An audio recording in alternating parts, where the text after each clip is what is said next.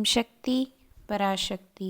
हवन में भाग लिए हुए को भी फल मिलेगा, सेवा किए हुए लोगों को भी फल मिलेगा।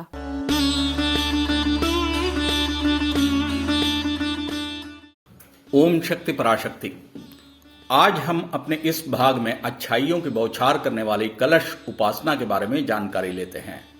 हवन चक्रों में रखकर उपासना किए गए कलश को कहां से प्राप्त कर सकते हैं, लिए गए कलशों के उपासना के नियम विधान क्या हैं, कलश उपासना से हमें क्या मिलता है, एक कलश को कितनी बार शुद्ध कर कितनी बार उपासना कर सकते हैं, उपयोगित एवं पुराने कलश एवं दीप का क्या करना है।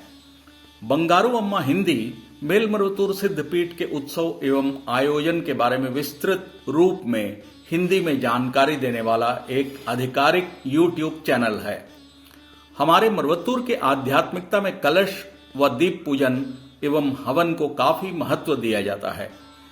कलश, दीप पूजन या हवन, चाहे वह छोटे स्तर पर किया जाए या बड़े स्तर पर आयोजित किया जाए, इसमें कलशों को रखकर पूजन किया जाता है। ये कलश मनुष्य जीवन के लिए समृद्धि और वनस्पति की समृद्धि के पूर्णत्व को दर्शाता है। माता के गर्भ का द्योतक है यह कलश उपासना। कलश को देवी का शारीरिक स्वरूप माना जाता है। कलश के ऊपर रखा जाने वाला नारियल माता के शिरस का प्रतिनिधित्व करता है, तो आम के पत्ते माता के केश को दर्शाते हैं। कलश के ऊपर लिपटा वस्त्र चर्म का द्योतक है। कलश के अंदर का जल रक्त, मज्जा एवं लस का प्रतिनिधित्व करता है। कलश के चारों ओर लिपटे सूत्र तंत्रिका तंत्र को दर्शाते हैं। कलश की स्थापना कर मंत्रों के पठन से कलश में प्राण का संचार होता है। कलश के आधार रूप में रखे गए नवधान्य या चावल माता के आसन के बराबर हैं। मां आदि पराशक्ति के पूर्ण शक्ति प्राप्त कलशों को सिद्धपीठ के उत्सवों के पश्चात मरवत्तूर से या साप्ताहिक मंडलियों के जरिए या शक्तिपीठ में होने वाले हवन में भाग लेकर प्राप्त कर सकते हैं, या फिर उत्सवों में प्राण प्रतिष्ठित कलशों को सिद्धपीठ के न्यास कार्यालय से प्राप्त कर सकते हैं। कलश, दीप पूजन एवं हवन के अनुष्ठान से संसार में शांति छाने की संभावना उत्पन्न होती है। समृद्धि के भी रास्ते हैं। ऐसा करें तो ही धर्म की स्थापना होगी और राष्ट्र उन्नति के पथ पर अग्रसर होगा। ऐसे तो मेलमरुवत्तूर सिद्धपीठ में चलने वाली सभी कलश, दीप पूजन एवं हवन सब कुछ महत्वपूर्ण है, पर इन सब में सर्वप्रथम है और प्रधान है चैत्र पौर्णमी हवन, कलश और दीप पूजन। प्रतिवर्ष अम्मा के निर्देशानुसार चक्रों का निर्माण कर हजारों की संख्या में कलश और दीप स्थापित किए जाते हैं। अग्रिम पंजीकरण कराकर आप इन्हें प्राण प्रतिष्ठा के बाद प्राप्त कर अपने घर ले जा सकते हैं, जो मां आदि पराशक्ति को अपने घर ले जाने के बराबर है। तो आइए हम मेलमरुवत्तूर सिद्धपीठ से अथवा शक्तिपीठ या मंडलियों से प्राप्त कलश एवं दीप के पूजन की विधि के बारे में जानते हैं। पहला, कलश एवं दीप को घर लेकर आते समय घर के प्रवेश द्वार के सामने खड़े होकर इनकी नजर उतारनी है। जिस शुभ कार्य के संपन्न होने के लिए अपने कलश या दीप लिया है, उसे मन ही मन सोचते हुए प्रार्थना करनी है कि हे मां, इस शुभ कार्य के लिए तुम्हें मेरे साथ रहकर कृपा करनी है, और ओम शक्ति पराशक्ति के साथ माता के मंत्रों का जाप करते हुए कलश व दीप को हाथ में लिए हुए दाहिने पैर को प्रथम घर के अंदर रखते हुए अंदर जाना है। माता की तस्वीर के आगे कलश को रखना है। ऐसा रखते समय एक पत्ते को बिछाकर उसमें कच्चे चावल को आसन रूप में बिछाकर उसमें ओम लिखकर कलश को रखना है।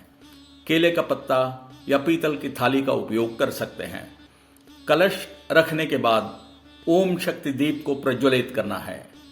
उस कलश में माता की शक्ति संचारित रहने के लिए उसके सामने पान के पत्ते, सुपारी, केले, नींबू, साबुत हल्दी, फूल और मीठा चावल का प्रसाद रखकर नारियल फोड़कर रखना है। यह एक पूरा प्रसाद थाल हुआ। दीपाराधना के पश्चात नींबू से नजर उतारनी है। उसके बाद अम्मा के सभी मंत्रों को क्रमशः पुष्प अर्चना के साथ पठन करना है। 3 दिनों तक इस प्रकार की कलश उपासना करने के बाद तीर्थ को परिवार के सदस्यों को थोड़ा थोड़ा ग्रहण करना है। उसके बाद शेष जल को घर के चारों ओर और घर के बाहर चारों ओर छिड़कना है। पूजा के पश्चात आसन के रूप में रखे कच्चे चावल को खिचड़ी या मीठा चावल बनाकर खा सकते हैं। कलश के ऊपर रखे गए नारियल को पीले या लाल वस्त्र में लपेटकर घर के मुहाने यानी प्रवेश द्वार पर लटकाना है। घर में जब भी कोई पूजा अर्चना करें, इस नारियल को भी धूप दीप दिखाएं। ऐसा करने से नजर या टोने टोटके से बचाव प्राप्त होगा। कलश तीर्थ का घर और व्यापार स्थल या कार्यालय में छिड़कने के द्वारा आप दुष्ट शक्तियों से छुटकारा पा सकते हैं। अतः कलश तीर्थ को संभाल कर रखें। परिवार में किसी की तबीयत बिगड़े या स्थिति गंभीर हो तो अम्मा के मूल मंत्र और 108 मंत्रों का जाप कर 1 चम्मच कलश जल दे सकते हैं। ऐसे 3 दिन की उपासना समाप्त होने के बाद पुनः उस कलश को रखकर फिर से उपासना जारी रख सकते हैं। 9 पौर्णमी या 9 अमावस्या या जिसकी जैसी आस्था हो उस हिसाब से कलश उपासना करना चल सकता है। कुछ लोगों को अम्मा अपने दिव्य वाक्य में या चरण कमल उपासना में कलश दीप उपासना के लिए विशिष्ट निर्देश देती है और उन लोगों को चाहिए कि उन विधि विधानों का पालन करें।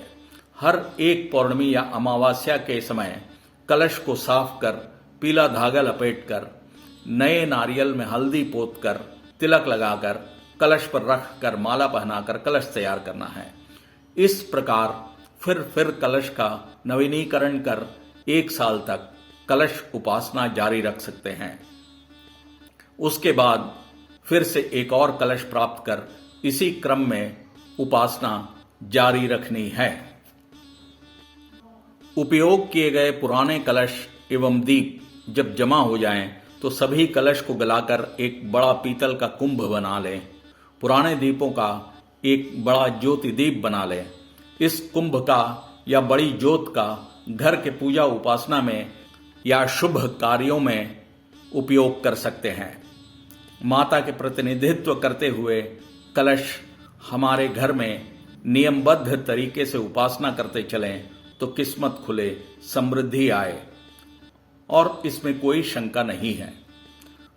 अगर आपको कोई अतिरिक्त जिज्ञासा है तो कृपया उसे कमेंट बॉक्स के जरिए हमें सूचित करें और हम आपको उसका उचित समाधान देंगे। आइए अम्मा के निर्देशों का पालन करते हुए अपने जीवन को प्रकाश से भर लें। ओम शक्ति पराशक्ति।